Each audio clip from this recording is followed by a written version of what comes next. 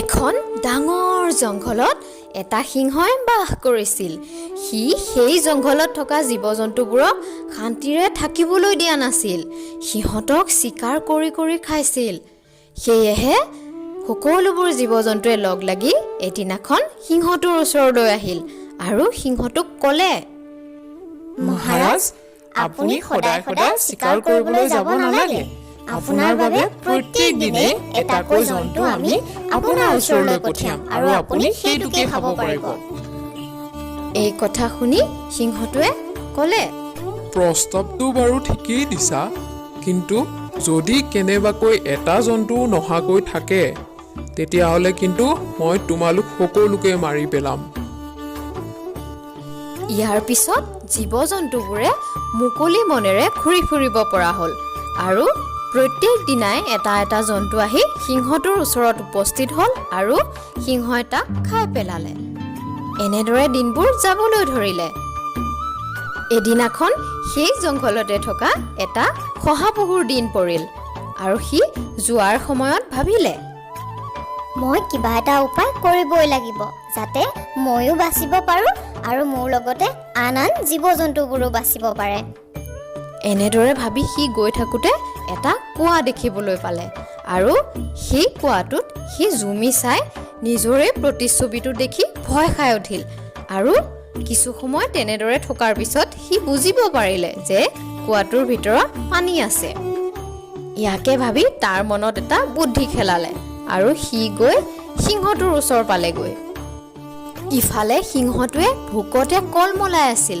সি শহাপহুটোক দেখাৰ লগে লগে খঙত উতলি উঠিল আৰু ক'লে, শহাপহু, এটাতো তই ইমান সৰু, তাতে ইমান দেৰিকৈ আহিছ।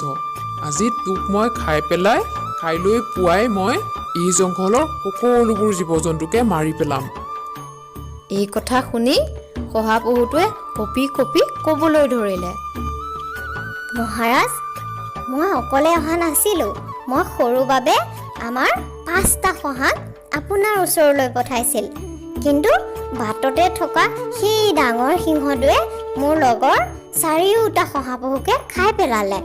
মই কেনেবাকৈহে বাচি আহি আপোনাক কথাটো জনাইছোঁ। সিংহটোৱে খঙতে গুজৰি উঠিল আৰু সি ক'লে, কি কথা কৈছা? দ্বিতীয়টো সিংহ ক'ত আছে সি? তেতিয়া শহাটোৱে ক'লে, মহাৰাজ, সি কৈছে সি হেনো বনৰ ৰজা আৰু কাৰোবাৰ যদি দম আছে তাৰ সন্মুখত গৈ তাৰ লগত যুদ্ধ কৰিবলৈ কৈছে। এই কথা শুনি সিংহটোৱে ক'লে, ব'ল তেনেহ'লে মোক তাৰ ওচৰলৈ লৈ ব'ল। সি কেনেকৈ ৰজা হ'ব পাৰে ময়ো চাওঁ। এনেদৰে কোৱাত শহাপহুটোৱে সিংহটোক লগত লৈ সেই কুঁৱাটোৰ ওচৰ পালেগৈ। শহাই ক'লে, মহাৰাজ, আপোনাক দেখাৰ লগে লগে সেই দুষ্ট সিংহটোৱে নিজৰ গুহাটোৰ ভিতৰত সোমালগৈ। আহক, মই আপোনাক তাক দেখাই দিওঁ। এনেদৰে কৈ কুঁৱাটোৰ ওচৰলৈ লৈ গ'ল। যেতিয়া সিংহটোৱে কুঁৱাটোত নিজৰ প্ৰতিচ্ছবিটো দেখা পালে সি গুজৰি উঠিল। লগে লগে কুঁৱাটোৰ ভিতৰত থকা প্ৰতিচ্ছবিটো গুজৰি উঠিল। ইয়াকে দেখি সিংহটোৰ বৰ খং উঠিল আৰু সি কুঁৱাটোৰ ভিতৰত জাপ মাৰি দিলে। ফলত সেই দুষ্ট সিংহটোৰ তাতেই মৃত্যু হ'ল। এতিয়া বুজিলানে অকণিহঁত?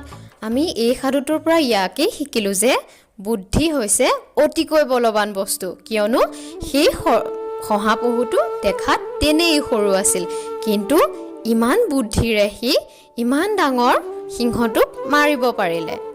তেনেহ'লে আজিলৈ ইমানেই অকণিহঁত। পুনৰ এটা ভিডিঅ' তোমালোকৰ মাজলৈ লৈ আহিম, তোমালোকে চাই থাকিবা দেই।